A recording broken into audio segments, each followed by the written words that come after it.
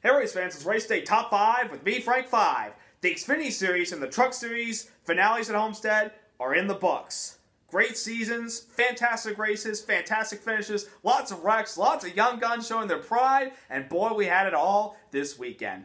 Number 1, William Byron captures his first Xfinity Series championship today in the Ford EcoBoost 300, winning over teammates Elliott Sadler, Justin Allgaier, and RCR driver Daniel Hemrick. This kid, William Byron, is unbelievable. I mean, think about it. He's going to drive the 24 car next year. I mean, it's the 5 team, but you know what I mean. They're switching numbers. You all probably heard about that. And this kid's 19 years old. This is one of the youngest drivers to ever win the championship, with Chase Elliott and Brian Vickers, who are both Hendrick-related drivers. So that's pretty good combination for those guys. So very happy for William Byron. He's got a great future ahead of him, and he's going to be fun to watch next year. And I think he's going to win his share of races, and I think he can make the playoffs next year. So we'll see what all happens. Number 2, Cole Custer, who missed the playoffs last weekend in a close finish with Daniel Hemrick at Phoenix, captured his first win of his Xfinity career today by winning the Ford EcoBoost 300.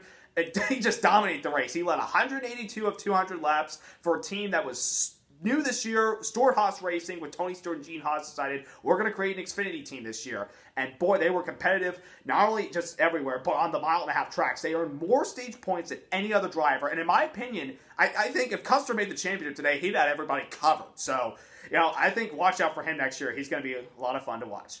Number 3, Christopher Bell captured the Truck Series championship last night in the Ford EcoBoost 200. And he's got a lot of talent, especially when he drives for Kyle Busch Motorsports, as he captured the championship over Johnny Sauter, Austin Cindric, and Matt Crafton.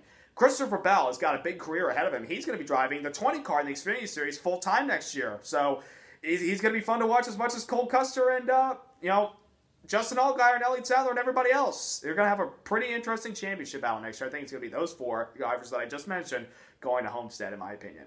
Number 4, Chase Briscoe captured his first truck win last night in the Ford EcoBoost 200 after coming so close so many times this year. You have to think this guy should probably have 2 wins this year and could have competed for the championship last night. Unfortunately, getting knocked out at Talladega without a win hurt his chances at the championship. But last night, he was able to capture the win at the Ford EcoBoost 200, and a very emotional time because last night was Brad Keselowski Racing's final race as they're shutting down, and they won't be in the Truck Series next year because Brad Keselowski wants to build things for the future. So like when he retires as a Cup driver, he wants his own team probably in the Cup Series, and maybe someday we'll see it in the Xfinity Series. You never know. But hopefully Briscoe and Austin Cindric, who've had some good seasons, get some rides next year because they're very talented kids.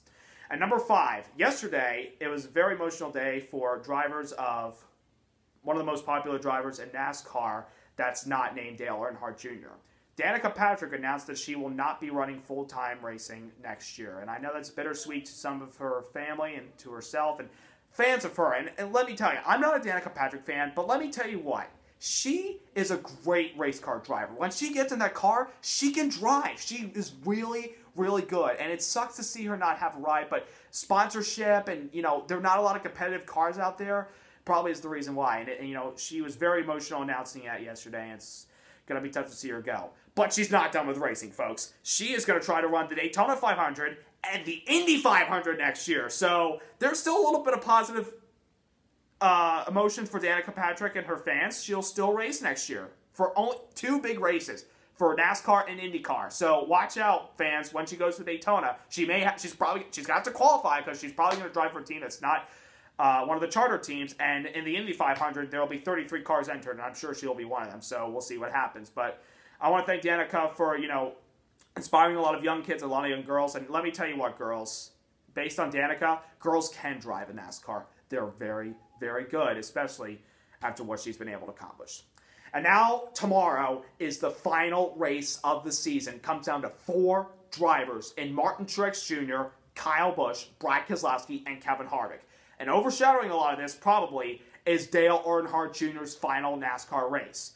And most likely, it's the last race for Matt Kenseth, too, because he may not be back in the future. Even though he said he's taking a year off next year, I think this might be the last time for him. Who wins the championship tomorrow?